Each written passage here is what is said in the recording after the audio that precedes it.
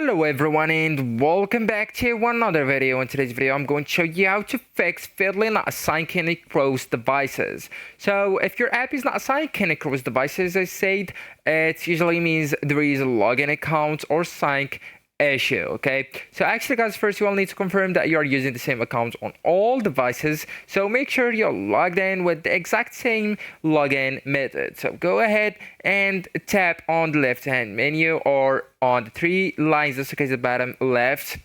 Alright, and right here scroll all the way down and check if you are logged in with the same login method. Okay, so I'm using Google right here. Right, so you will need to check if you're using a different one like Facebook or Feedly accounts. So different accounts equal different feeds, of course.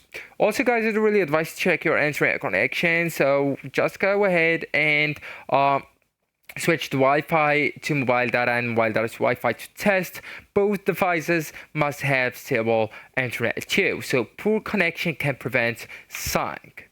And also guys, you will need to refresh Feedly on each device. So all you need to do is to go with the feeds, right? So let's say I'm already on the feeds right here. So to refresh, you will need to go ahead and scroll down just like that.